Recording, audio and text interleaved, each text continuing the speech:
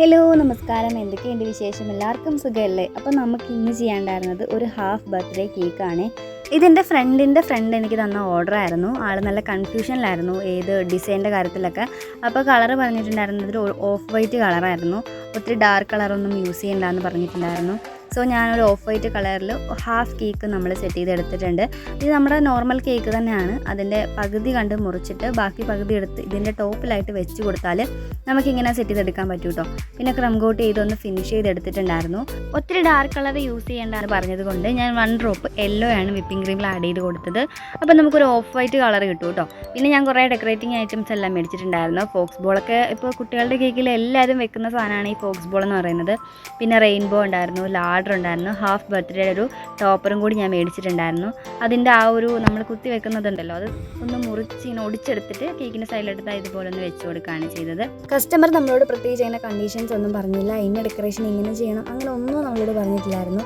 എല്ലാം നമ്മുടെ ഇഷ്ടത്തിൽ, അത് എൻ്റെ ഇഷ്ടത്തിന് വിട്ട് വന്നിരിക്കുകയായിരുന്നു. കുറച്ച് ഫോക്സ് ബോൾ എടുത്ത് പിങ്ക് ആൻഡ് ഗോൾഡൻ കളറിലെ ഫോക്സ് ബോൾ എടുത്ത് കേക്കിൻ്റെ ഒരു സൈഡിലായിട്ട് പ്ലേസ് ചെയ്ത് കൊടുത്തു. പിന്നെ റെയിൻബോ ഉണ്ടായിരുന്നു, അതും കൂടി വെച്ച് കൊടുത്തു. പിന്നെ കുറച്ച് സ്റ്റാർസ് എല്ലാം എടുത്ത് അവിടെ ഇവിടെയൊക്കെ ആയിട്ടൊന്ന് വെച്ച് കൊടുത്തിട്ടുണ്ടായിരുന്നു. കുറച്ച് ഫോണ്ടൻ ഫ്ലവേഴ്സും കൂടി സെറ്റ് ചെയ്തെടുത്തിട്ടുണ്ടായിരുന്നു. പിന്നെ ബേബിയുടെ പേര് വന്നിട്ട് നമ്മൾ ഫോണ്ട് കട്ടർ യൂസ് ചെയ്തിട്ട് ഫോണ്ടൻ്റ് കൊണ്ട് കേക്കിൻ്റെ ബേസിൽ തന്നെ വെച്ച് കൊടുക്കുമായിരുന്നു. ഒരു 6 മന്ത് ബേബിയുടെ ബർത്ത്ഡേ സെലിബ്രേഷൻ ആയിരുന്നു. പിന്നെ 6 കപ്പ് കേക്ക് ഉണ്ടായിരുന്നു. വാനില ഫ്ലേവർ ആയിരുന്നു കേക്ക് വന്നിട്ട്. സോ ഞാൻ 3 വാനില ഫ്ലേവറിലെ കപ്പ് കേക്കും 3 ചോക്ലേറ്റ് ഫ്ലേവറിലെ കപ്പ് കേക്കും അങ്ങനെയായിരുന്നു സെറ്റ് ചെയ്തിട്ടുണ്ടായിരുന്നത്. പിന്നെ നമ്മുടെ കപ്പ് കേക്കിൻ്റെ ട്രാൻസ്പെറൻറ്റ് ബോക്സ് ഉണ്ടല്ലോ, 6 എണ്ണം വെക്കാവുന്ന ആ ബോക്സിലാണ് ഞാനിത് പാക്ക് ചെയ്തത്. ട്രാൻസ്പെറൻ്റ് ആയിട്ടുള്ള കവറാണ്, നമുക്കിത് പുറത്ത് നോക്കിയിൽ കാണാൻ പറ്റുന്ന രീതിയിലുള്ള ബോക്സാണ്. അതൊന്ന് പ്ലേസ് ചെയ്ത് ഒന്ന് സെറ്റാക്കി എടുത്തിട്ടുണ്ടായിരുന്നു. പിന്നെ ഒരു 6 കേക്ക് സിക്കിൾസും കൂടെ ഉണ്ടായിരുന്നു കേട്ടോ. അത് ഞാൻ ഓഫ് വൈറ്റ് കളർ തന്നെയാണ് ചെയ്തിട്ടുള്ളത്. ഞാൻ പ്രത്യേകിച്ച് കളറൊന്നും ആഡ് ചെയ്തിട്ടുണ്ടായിരുന്നില്ല.